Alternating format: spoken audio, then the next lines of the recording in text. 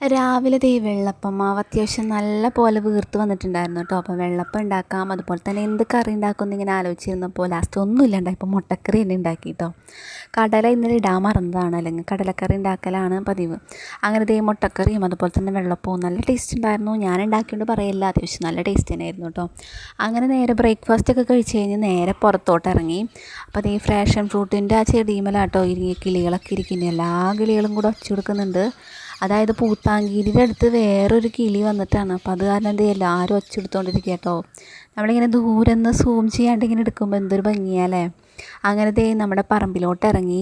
അപ്പോൾ അതേ വാഴക്കൊപ്ര പറഞ്ഞ അടിയിൽ നിൽക്കുന്നുണ്ടായിരുന്നു. അപ്പോൾ തേൻ അത്യാവശ്യം ആയോ എന്ന് ഞാൻ നോക്കാൻ പോയതാണ്, പക്ഷെ അധികം മൂത്തിട്ടില്ല. അത് തന്നെ പിന്നെ ഞാൻ പൊട്ടിക്കാൻ നിന്നില്ല. ഞാൻ കുറച്ച് ട്രൈ ചെയ്ത് നോക്കി, പക്ഷെ അത് വിടുന്നുണ്ടായില്ല. അപ്പോൾ അത്യാവശ്യം ചള്ള് പോലെ ആയിരുന്നു കേട്ടോ. അപ്പോൾ അതാണ് ഞാൻ പിന്നെ പൊട്ടിക്കാനും നിന്നില്ല. അങ്ങനെ ഞാൻ അവിടെ തന്നെ വെച്ചു. ഇത്ര താഴെ നമുക്ക് അങ്ങനെ വാഴക്കൊപ്ര ഉണ്ടാവലില്ല, കുറച്ച് ഹൈറ്റിലാണ് ഉണ്ടാവുന്നത്. പക്ഷേ ഇത് ഒരു ചെറിയ കൊലയായിരുന്നു.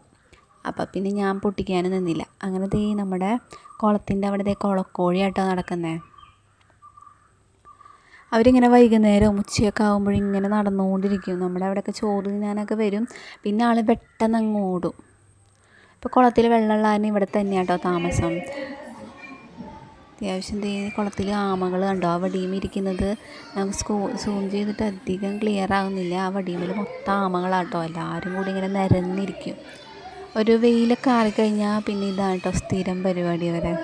വെയിൽ വരുമ്പോൾ അവരൊക്കെ താഴേക്ക് തന്നെ പോവും. വെയിലില്ലാത്തപ്പോൾ അതുപോലെ മുകളിൽ ഇങ്ങനെ കയറിയിരിക്കും.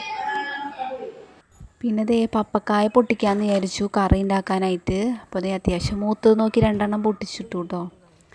പക്ഷേ അത്യാവശ്യം നല്ല മൂപ്പുണ്ടായിരുന്നു. പഴുക്കാൻ വെക്കാൻ പറ്റില്ല, കറിക്ക് തന്നെ ഉപയോഗിക്കാൻ പറ്റുള്ളൂ. ഞാൻ വിചാരിച്ചു പഴുക്കാറായിട്ടുണ്ടാവുന്നു. അപ്പോൾ അതേ കറി വെക്കാമെന്ന് വിചാരിച്ച് 2 പൊട്ടിച്ചിട്ടുണ്ടായിരുന്നു കേട്ടോ. അത്യാവശ്യം വലുത് നോക്കി തന്നെ പൊട്ടിച്ചു. അപ്പോൾ അപ്പ കുറച്ച് ചെരിഞ്ഞു തുടങ്ങി വെയിറ്റ് കാരണം. അപ്പോൾ 2 ഇങ്ങനെ കറിക്ക് വേണ്ടി പൊട്ടിച്ചെടുത്ത് അത്രയും ഭാരം കുറയുമല്ലോ. പിന്നെ ഇതേ 2 പച്ചമുളകും കൂടെ പൊട്ടിക്കാമെന്ന് വിചാരിച്ചു. കറി കാച്ചാനായിട്ട് എന്തായാലും വേണം. പിന്നെ കുറച്ച് പഴുത്ത് തുടങ്ങിയിട്ടുണ്ടായിരുന്നു.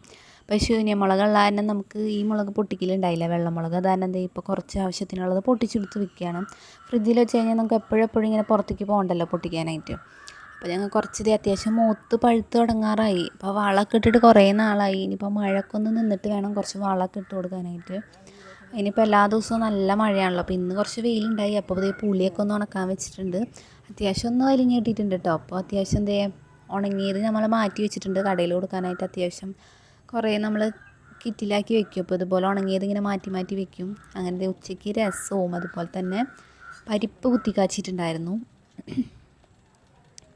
പിന്നെ എനിക്ക് എന്തെങ്കിലും സൈഡായിട്ട് വേണമെന്നില്ലെങ്കിൽ അച്ചാറോ അല്ലെങ്കിൽ വല്ല മുളക് ഉപ്പിലിട്ടതോ, അങ്ങനെ ഉപ്പിലിട്ട മാങ്ങയൊക്കെ ഉണ്ടാവലുണ്ട്. പക്ഷേ ഇപ്രാവശ്യത്തെ സീസണിൽ നമുക്കധികം മാങ്ങ കിട്ടിയില്ല. അത് കാരണം ഉപ്പിലിടാനായിട്ട് പറ്റിയില്ല. അപ്പോൾ അതാണ് ഒരു മുട്ട പൊരിച്ചതും ആക്കി വെച്ചിട്ടുണ്ട്. ഈ ബുൾസൈ ആട്ടോ ഇഷ്ടം.